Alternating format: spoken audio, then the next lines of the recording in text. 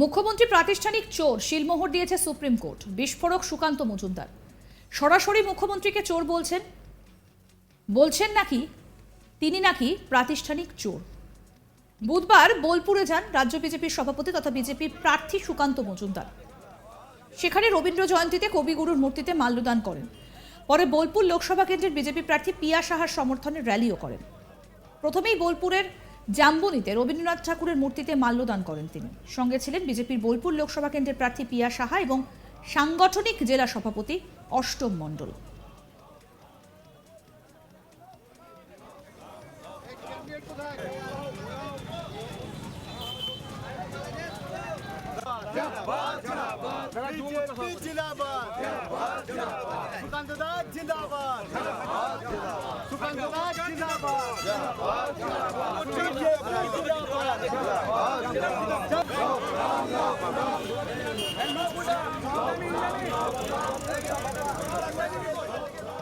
বোলপুর শহর জুড়ে road show করেন বিজেপির রাজ্য সভাপতি। বোলপুরের কাছারিপট্টি থেকে লজের মোড় প্রায় অনেকটা রাস্তা রোড শো করেন বিজেপির রাজ্য সভাপতি। এরপর তিনি এসএসসি নিয়োগ দুর্নীতি নিয়ে প্রশ্ন করা হলে বলেন, এতদিন বিজেপি শুধু চোর বলতো। সুপ্রিম কোর্টে প্রধান বিচারপতি স্পষ্ট বলছেন সিস্টেমিক ফ্রড। বাংলা কি হয়? প্রাতিষ্ঠানিক চোর। এই এসএসসির মাথাকে মুখ্যমন্ত্রী। এবার মুখ্যমন্ত্রীকে প্রাতিষ্ঠানিক চোর শিলমোহর দিল সুপ্রিম কোর্ট। এসএসসি রাজ্য সরকারের অন্তর্গত। আসুন শোনাই কি বলছেন বিজেপি প্রার্থী তথা বিজেপি রাজ্য সভাপতি সুকান্ত মজুমদার। শুনুন। দেখুন, তৃণমূলের জয় জয়কার হওয়ার কোনো চান্স নেই। দুটো সিট তো কনফার্ম আমরা পাচ্ছি, উত্তর মালদা এবং দক্ষিণ মালদা। গতবার দক্ষিণ মালদাটা কানের পাশ দিয়ে বেরিয়ে গেছিল 8,000। এবার আমরা এখনো পর্যন্ত যা ফিডব্যাক পেয়েছি, আমরা মিনিমাম ওখানে এই দুটো সিট তো আমরা জিতছি। আর যদি মুর্শিদাবাদেও, জঙ্গিপুর এবং মুর্শিদাবাদ এই দুটো সিটের মধ্যে যদি মুসলিম ভোট ভাগাভাগি হয়, কারণ অনেক ইন্ডিপেন্ডেন্ট ক্যান্ডিডেট, আইএসএফ ক্যান্ডিডেট, প্যাট চিহ্নের ক্যান্ডিডেট জঙ্গিপুরে ছিল, যারা যথেষ্ট শক্তিশালী ক্যান্ডিডেট, তাহলে গল্প অন্য হবে। তৃণমূল মোটামুটি ফাঁকা হয়ে যাবে তারা। এখন প্রথম দুটো তো 6-0 ছিল, এখানে আরো দুটো কমসে কম ধরুন 8। নির্লজ্জ ছাড়া আর কি বলবো, যেখানে সুপ্রিম কোর্ট বলছে এসএসসি প্রাতিষ্ঠানিক চুরি করেছে, বলেছে তো সুপ্রিম কোর্ট।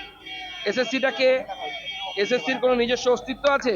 এসএসসি রাজ্য সরকারের আন্ডারে, তার মানে রাজ্য সরকার প্রাতিষ্ঠানিক চুরি করেছে। রাজ্য সরকারের মাথাকে মুখ্যমন্ত্রী, যিনি ক্যাবিনেটের ডিসিশন নিয়েছেন এই চোরদেরকে বাঁচাতে হবে, তাহলে আলটিমেটলি প্রাতিষ্ঠানিক চোরটাকে পশ্চিমবঙ্গের মুখ্যমন্ত্রী এই মুহূর্তে সুপ্রিম কোর্ট দ্বারা সার্টিফাইড প্রাতিষ্ঠানিক চোর। না না, মুখ্যমন্ত্রী সবসময় এটাই করেন, তো অন্যের ঘাড়ের উপর দিয়ে পার করার চেষ্টা করেন। আমি কিছু করিনি, আমি কিছু জানি না। পার্থ করেছে, অর্পিতা করেছে, আর মালটা খাওয়ার সময়, মালাইটা খাওয়ার সময় আমি সব খাবো, কিন্তু দায় কিছু নেব না। রত্নাকরের মতো ঘুরে বেড়াচ্ছে যে দায়টা অন্যের ঘাড়ে দেওয়ার জন্য। দায় কেউ নেবে না দিদি। দক্ষিণ কলকাতায় বলেছিলেন আমাকে অ্যারেস্ট করতে সিবিআই এলে আপনারা যাবেন তো, কেউ হ্যাঁ বলেনি। এবার যখন সিবিআই আসবে তখন দেখতে পাবেন কেউ আসছেন আপনাকে বাঁচাতে। ওম প্রকাশ চৌটালা যেরকম মুখ্যমন্ত্রী চাকরি বিক্রি করে জেলে গেছিলেন, পশ্চিমবঙ্গের মুখ্যমন্ত্রী এবার রেকর্ড করবেন, চাকরি বিক্রি করে জেলে যাবেন। আমরা 100% এবার আশাবাদী, কারণ এই জেলার যে রাহু অনুব্রত মণ্ডল, সে এখন তিহার জেলে। স্বাভাবিকভাবে তৃণমূলের গুন্ডা মস্তানরা বুঝতে পেরে গেছে মুখ্যমন্ত্রীকে কেন বলতে হচ্ছে যে অনুব্রত মণ্ডল বাইরে আসবে। এটি জন্য বলতে হচ্ছে, তার যে অনুব্রত মণ্ডলের চেলা চামুন্ডা ছোট অনুব্রত, তাদের মনে কনফিডেন্স জোগানোর জন্য মুখ্যমন্ত্রী হয়তো বাঁচাতে পারবেন। কিন্তু আপনাদেরকে আমি এই ক্যামেরার মাধ্যমে, মিডিয়ার বন্ধুদের মাধ্যমে ওই সমস্ত তৃণমূলের গুন্ডা বাহিনীকে বার্তা দিতে চাই, অনুব্রত মণ্ডলকে মুখ্যমন্ত্রী বাঁচাতে পারবেন না, নিজের ভাইপোকেও বাঁচাতে পারবেন না, নিজেকেও বাঁচাতে পারবেন না। তো আপনারা কোন ছাড়? ভোটের দিন চুপচাপ বাড়িতে বসে থাকুন, নিজের ভোট নিজে দিন। যদি গুন্ডামি মস্তানি করতে গেছেন, পোস্ট পোল ভায়োলেন্সের মতো আবার সিবিআই তদন্তের ব্যবস্থা করব আমরা কোর্টে গিয়ে, আর সব কাটাকে কান ধরে জেলের ভেতরে ঢোকাবো। সুকান্ত মজুমদার বলেন, তৃণমূল ভোট এলেই বাঙালি বাঙালি করে, বাঙালির জন্য কিছু করে না। বিজেপি বাঙালির জন্য ভাবে। বিশ্বভারতী কেন্দ্রীয় বিশ্ববিদ্যালয়, এখানে কতবার সুকান্ত মজুমদার এসেছে। আর রাজ্যের বিশ্ববিদ্যালয়গুলিতে দেখুন তৃণমূলের নেতারা গিয়ে গিয়ে ওয়েবকুপায় মিটিং করে। এবার শুনবো আমাদের প্রতিনিধি শান্তনু হাজরা কি প্রতিবেদন তুলে ধরলেন, শুনুন। মুখ্যমন্ত্রীকে বিজেপি রাজ্য সভাপতি সুকান্ত মজুমদার প্রাতিষ্ঠানিক চোর শিলমোহর দিয়েছে সুপ্রিম কোর্ট ঘুরপথে, এমনই বিস্ফোরক মন্তব্য করলেন বোলপুরে দাঁড়িয়ে। এদিন বোলপুরে একাধিক কর্মসূচি নিয়ে রাজ্য বিজেপি সভাপতি সুকান্ত মজুমদার এসেছিলেন। বোলপুরে প্রথমেই রোড শো করেন বিজেপি প্রার্থী পিয়া সাহাকে নিয়ে। এরপর সাংবাদিকদের মুখোমুখি হয়ে নিয়োগ মামলা দুর্নীতির প্রসঙ্গে প্রশ্ন করা হলেই সুকান্ত মজুমদার তিনি স্পষ্ট জানান যে মুখ্যমন্ত্রী হচ্ছে প্রাতিষ্ঠানিক চোর এবং তাকে শিলমোহর দিয়েছে সুপ্রিম কোর্ট একেবারে ঘুরপথে, এমনটাই বক্তব্য তিনি দেন। তবে ওনার এই মন্তব্যকে তৃণমূল কর্মী সমর্থকরা মানতে নারাজ। তারা বলেছে যে 2021-এর নির্বাচনে যেমন পঙ্গপালের মতো এসেছিল এই বাংলায়, তারা একেবারে লাথ খেয়ে, জনগণের লাথ খেয়ে তারা বেরিয়ে গেছে। 2024-এর নির্বাচনে আবারও সেই ঘটনাই কিন্তু ঘটবে। তবে সুকান্ত মজুমদার এর মাঝে কিন্তু আরেকটা জিনিস বলেছেন। তিনি বলেছেন যে 2021-এর নির্বাচনের পর দেখা গিয়েছিল বিজেপি কর্মী সমর্থকদের বাড়িতে হামলা ভাঙচুর এরকম ঘটনা ঘটেছিল। তার জন্য আমরা কিন্তু পোস্ট ভায়োলেন্স কমিটি গঠন করেছিলাম এবং সিবিআই তার তদন্ত করছিল।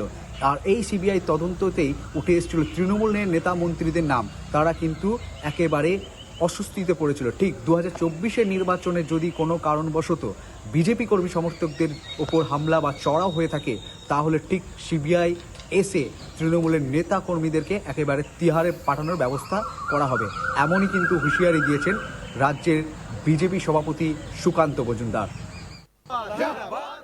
মুখ্যমন্ত্রী প্রাতিষ্ঠানিক চোর, শিলমোহর দিয়েছে সুপ্রিম কোর্ট, বিস্ফোরক সুকান্ত মজুমদার। সরাসরি মুখ্যমন্ত্রীকে চোর বলছেন তিনি নাকি প্রাতিষ্ঠানিক চোর। বুধবার বোলপুরে যান রাজ্য বিজেপির সভাপতি তথা বিজেপি প্রার্থী সুকান্ত মজুমদার। সেখানে রবীন্দ্র জয়ন্তীতে কবিগুরুর মূর্তিতে মাল্যদান করেন। পরে বোলপুর লোকসভা কেন্দ্রের বিজেপি প্রার্থী পিয়া সাহার সমর্থনে র্যালিও করেন। আসুন শোনাই কি বলছেন বিজেপির রাজ্য সভাপতি সুকান্ত মজুমদার, শুনুন। দেখুন, তৃণমূলের জয় জয়কার হওয়ার কোনো চান্স নেই। দুটো সিট তো কনফার্ম আমরা পাচ্ছি, উত্তর মালদা এবং দক্ষিণ মালদা। গতবার দক্ষিণ মালদাটা কানের পাশ দিয়ে বেরিয়ে গেছিল 8,000। এবার আমরা এখনো পর্যন্ত যা ফিডব্যাক পেয়েছি, আমরা মিনিমাম ওখানে এই দুটো সিট তো আমরা জিতছি। আর যদি মুর্শিদাবাদেও, জঙ্গিপুর এবং মুর্শিদাবাদ এই দুটো সিটের মধ্যে যদি মুসলিম ভোট ভাগাভাগি হয়, কারণ অনেক ইন্ডিপেন্ডেন্ট ক্যান্ডিডেট, আইএসএফ ক্যান্ডিডেট, প্যাট চিহ্নের ক্যান্ডিডেট জঙ্গিপুরে ছিল, যারা যথেষ্ট শক্তিশালী ক্যান্ডিডেট, তাহলে গল্প অন্য হবে। তৃণমূল মোটামুটি ফাঁকা হয়ে যাবে তারা। এখন প্রথম দুটো তো 6-0 ছিল, এখানে আরো দুটো কমসে কম ধরুন 8। নির্লজ্জ ছাড়া আর কি বলবো, যেখানে সুপ্রিম কোর্ট বলছে এসএসসি প্রাতিষ্ঠানিক চুরি করেছে, বলেছে তো সুপ্রিম কোর্ট। এসএসসিটাকে, এসএসসির কোনো নিজস্ব অস্তিত্ব আছে? এসএসসি রাজ্য সরকারের আন্ডারে, তার মানে রাজ্য সরকার প্রাতিষ্ঠানিক চুরি করেছে। রাজ্য সরকারের মাথাকে মুখ্যমন্ত্রী, যিনি ক্যাবিনেটের ডিসিশন নিয়েছেন এই চোর। আরও আপডেট পেতে দেখতে থাকুন আজ তাক বাংলার ইউটিউব চ্যানেল, সাবস্ক্রাইব করুন।